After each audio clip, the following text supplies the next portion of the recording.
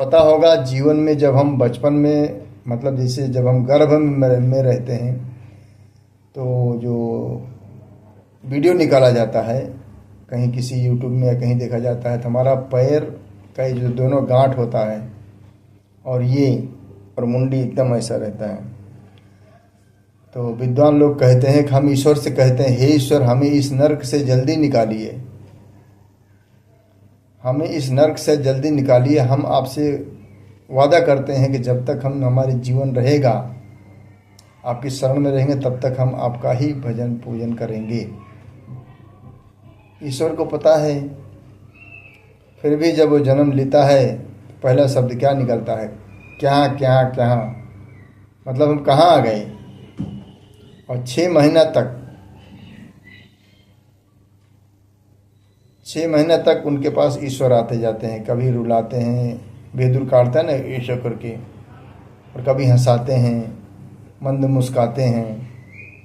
तो ईश्वरी कोई खुशी की बात होती है तो हंसते हैं, कोई ऐसा दुख वाली बात होती है तो बेदुर काटते हैं कि हमें इतना दंड मिलेगा या हमें दुख मिलेगा। तो भाई जीवन इतना सरल नहीं है, ये तखत पर है, अपना अपना रोल करके हम आते ऐसा हैं जाते ऐसा हैं। हमारी भाग्य नसीब में पिछले जन्म में हम जो कर्म किए रहेंगे और इसमें जो हमारा प्रभाव परिवार का माहौल रहेगा अगल बगल का, उस हिसाब से हमें जीवन का तथ्य मिलेगा, उस हिसाब से हमें फैसिलिटीज़ मिलेंगी, क्योंकि सब कर्मानुसार ही होता है। और ऊपर वाले चांस भी देते हैं कि भाई ये बंदा इतना फैसिलिटी दो, इससे क्या करता है अपने जीवन के लिए, समाज के लिए, इंसानियत के लिए। और मैंने अपने इस 52 साल की उम्र में एक ही चीज़ सीखा हूँ, परोपकार। परोपकार की भावना से ही रहना चाहिए हर इंसान को। हमेशा मन में दया रखो, हित हो या दुश्मन हो, आप अपना कर्म करो, दूसरे के क्या करता है वो मत देखो, क्योंकि हम हर चीज़ से लड़ नहीं सकते हैं। खुद का भाई हो, पड़ोसी हो या बिना पहचान वाले इंसान हो, हम किसी से नहीं लड़ सकते। हम अपने आप से ही लड़ सकते हैं, अपने आप को ही बदल सकते हैं। अभी ज़रूरी नहीं है कि कोई गाड़ी लेकर जा रहा है और पानी है तो छिट्टा लग गया तो हम उसको पत्थर मार दें, सबसे बड़ी मूर्खता होगी ये। गाड़ी वाला रुकेगा, गाड़ी का भरपाई कराएगा तो थप्पड़ मारेगा। तो हमें पानी को देकर रुक जाना चाहिए, वही समझदारी वाला काम होता है।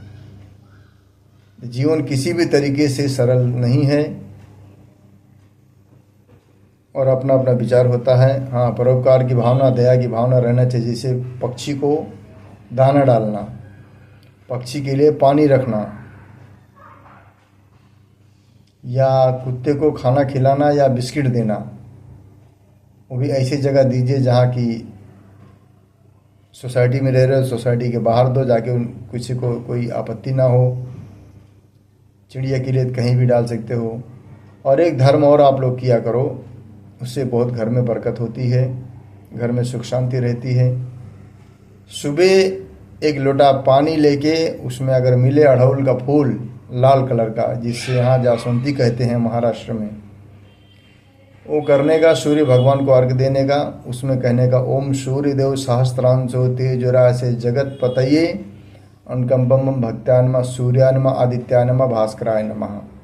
ये मंत्रोच्चारण करो। नहीं आता है, लंबा है, तो सिर्फ ओम सूर्याय नमः, हे सूर्य देवता महाराज जगत का कल्याण करो। अपने लिए कुछ मत मांगो भैया, जगत का कल्याण करो। जय माता दी।